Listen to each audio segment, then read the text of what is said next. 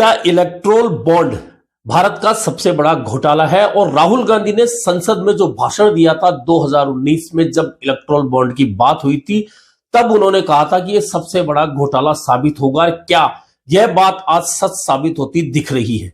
दरअसल electoral bond को लेकर अभी तक सब कुछ छुपा हुआ था, लेकिन जैसे ही मामला सुप्रीम कोर्ट में गया, सुप्रीम कोर्ट ने एसबीआई को फटकार लगाते हुए चुनाव आयोग को तमाम डेटा देने के लिए कहा। और वह डेटा जो दिया गया, और वह डेटा जब चुनाव आयोग ने साइट पर सार्वजनिक रूप से दिया, उसके बाद से खलबली मची हुई है। जो रिकॉर्ड निकल कर आ रहे हैं उसे लेकर विपक्ष हमलावर है, खासतौर पर कांग्रेस, क्योंकि जितना भी इलेक्ट्रोल बॉन्ड से चंदा दिया गया उसमें से 50% से ज्यादा सिर्फ भाजपा को दिया गया। यह भी आरोप लगाने वाली बात नहीं है कि कौन सी कंपनी, कौन सा उद्योगपति, कौन सा व्यक्ति किस पार्टी को कितना चंदा दे, यह उसका अधिकार है। लेकिन इसके पीछे जो सारी कहानी है वह बहुत मजेदार निकल कर आ रही है। हालांकि जो भी एसबीआई ने सूचना दी है उसमें अभी भी एक सूचना छुपाई गई। यह सूचना यह छुपाई गई कि इलेक्ट्रोल बॉन्ड पर एक यूनिक नंबर है।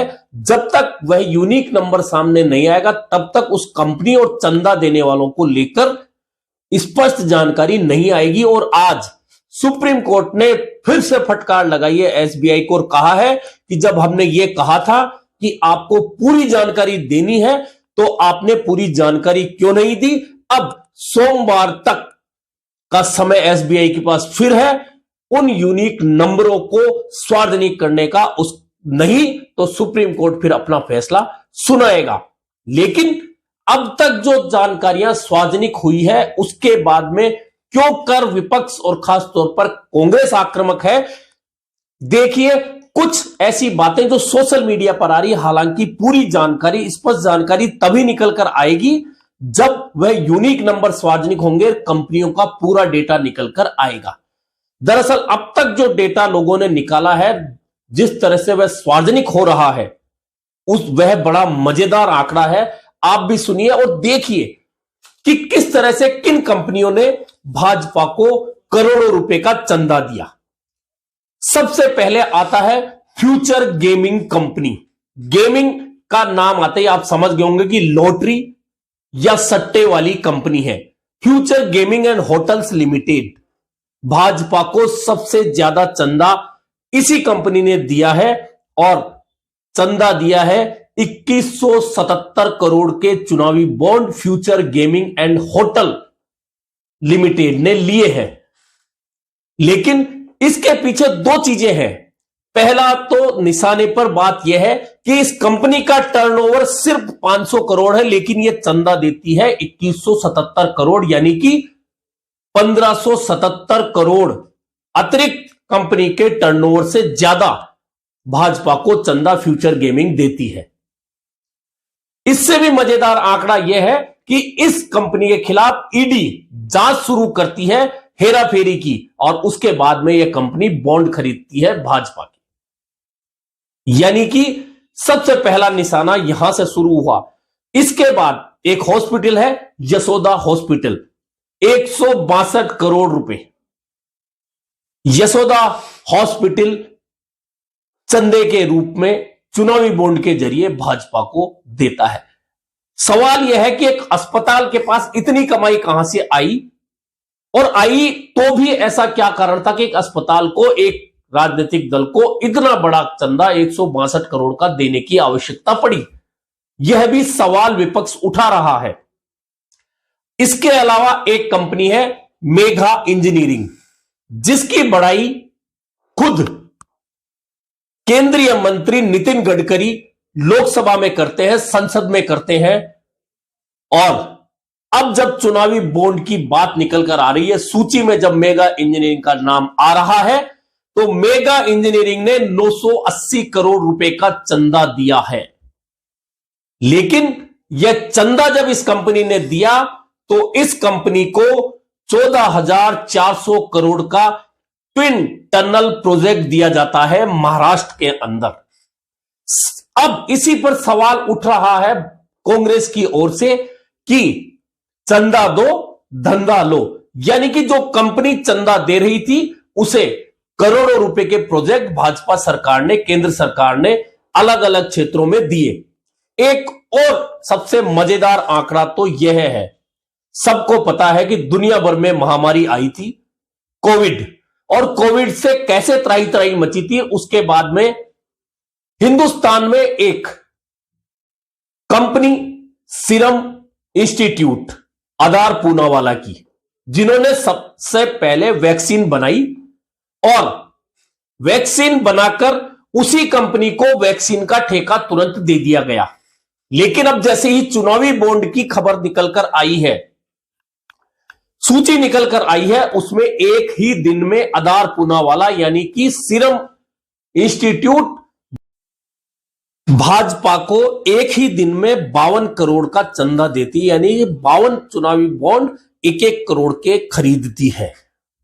यानी कि बड़ा मजेदार गेम है। हालांकि लोग इससे यह भी जोड़कर देख रहे हैं कि आजकल जो जवानों में हार्ट अटैक की जो प्रॉब्लम आ रही है कोविड के बाद में, उनको यही वैक्सीन लगी थी। हालांकि यह बात सच है या नहीं है, इसका कोई वैज्ञानिक प्रमाण नहीं है, लेकिन आरोप इस तरह के लगने लगे हैं। अब आपको फिलहाल एक और कंपनी के बारे में जानकारी देता है। वो है कंपनी, आपने अभी देखा होगा कि कुछ दिनों पहले उत्तराखंड में एक टनल ढह जाती है और उसमें मजदूर फंस जाते हैं, और उन मजदूरों को कई दिन की मशक्कत के बाद में बड़ी मुश्किल से निकाला जाता है। अब उस कंपनी जो वो टनल बना रही है, उस कंपनी का नाम है नवयुग। अब उस जो सूची चुनावी बॉन्ड की आई है, उसमें नवयुग का नाम है। नवयुग ने 55 करोड़ के चुनावी बॉन्ड खरीदे हैं। अब आरोप है कि नवयुग को इन 55 करोड़ के बॉन्ड के बदले में काम दिया गया टनल का। यानी कुल मिलाकर इस तरह के आरोप एक नहीं बहुत सारे हैं। अब कहते हैं कि इसमें अडानी और अंबानी का नाम नहीं है, लेकिन इनकी जो सेलिंग कंपनियां हैं उनका नाम उस सूची में एक बार नहीं अनेक बार है, जिन्होंने 1-1 करोड़ के बॉन्ड खरीदे।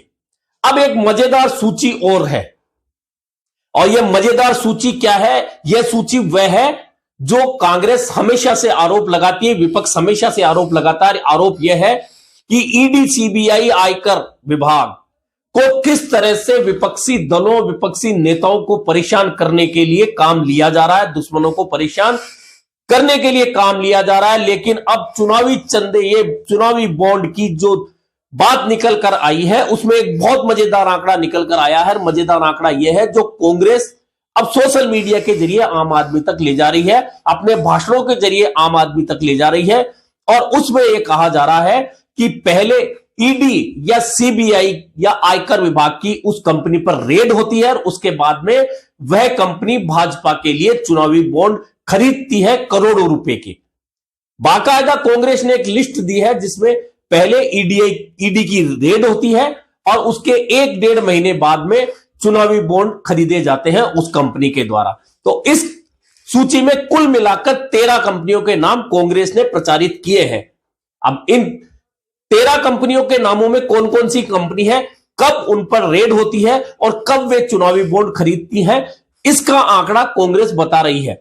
इसमें डीएलएफ पर 25 जनवरी 2019 को रेड होती है ईडी की, केंद्रीय एजेंसियों की, और 9 अक्टूबर 2019 को वह कंपनी बॉन्ड खरीद लेती है, चुनावी बॉन्ड खरीद लेती है। एक है डिवीज लैब, 19 फरवरी 2019 को रेड होती है, और 5 जुलाई 2023 को यह कंपनी चुनावी बॉन्ड खरीदती है। नवयुग इंजीनियरिंग, अभी मैंने बताया, इस कंपनी पर 18 अप्रैल 2019 को रेड होती है, और 10 अक्टूबर 2022 को यह चुनावी बॉन्ड खरीदती है। यूनाइटेड फॉस्फोरस इंडिया, 23 जनवरी 2020 को रेड होती है, 15 नवंबर 2022 को चुनावी बॉन्ड यह कंपनी खरीदती है। आईएफबी एग्रो, 25 जून 2020 को रेड होती है केंद्रीय एजेंसियों की, और 8 अक्टूबर 2021 को यह कंपनी चुनावी बॉन्ड खरीद लेती है करोड़ों के। यशोदा हॉस्पिटल पर 26 दिसंबर 2020 को रेड होती है केंद्रीय एजेंसियों की हेरफेर को लेकर, और अप्रैल 2021 में यह कंपनी भी यशोदा हॉस्पिटल लिमिटेड चुनावी बॉन्ड खरीद लेती है।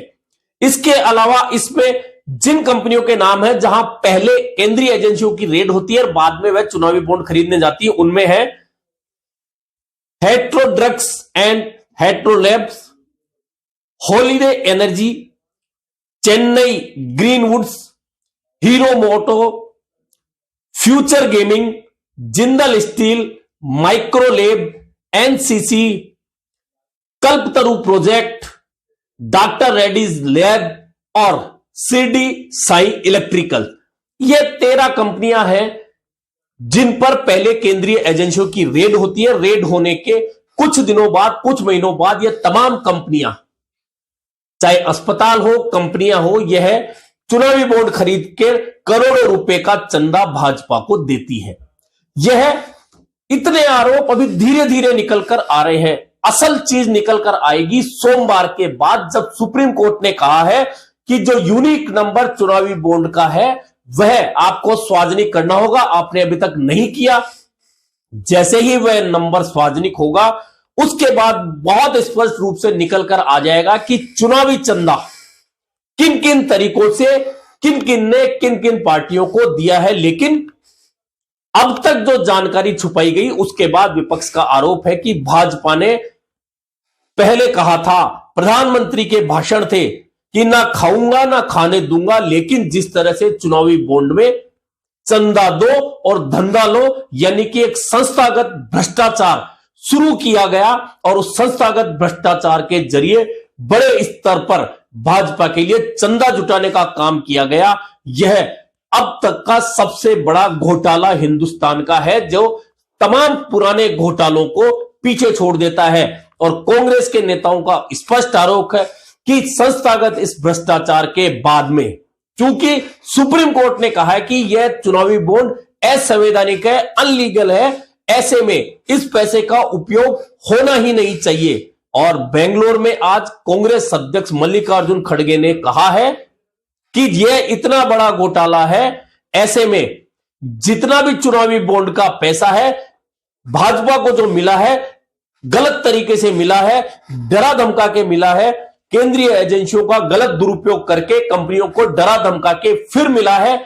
ऐसे में भाजपा के जितने भी खाते हैं उनको सीज कर दिया जाना चाहिए जब तक कि इसकी जांच नहीं हो। इतना ही नहीं, विपक्ष तो चाहता है कि एसआईटी का गठन हो और सुप्रीम कोर्ट के निर्देशन में चुनावी बॉन्ड जितने भी बिके हैं, जिन भी पार्टियों के खाते में गए हैं, उनकी तमाम की एक जांच हो जाए ताकि इस भ्रष्टाचार का खुलासा हो। कुल मिलाकर अब तक चुनावी बॉन्ड को लेकर बहुत सारी जानकारियां छुपी हुई थी, उनमें से बहुत सी जानकारियां निकल कर आई है। और जब यूनिक नंबर इन चुनावी बॉन्ड का आ जाएगा, यूनिक नंबर वह है जिस नंबर के जरिए कब वह बॉन्ड खरीदा गया, किसके द्वारा खरीदा गया, किस जरिए से खरीदा गया और किस पार्टी के खाते में पैसा गया, किस कंपनी का गया, कितना गया, किस चेक नंबर से गया, किस ड्राफ्ट से गया या नगद खरीदा गया, यह तमाम जानकारी उस यूनिक नंबर से निकलकर सामने आ जाएगी।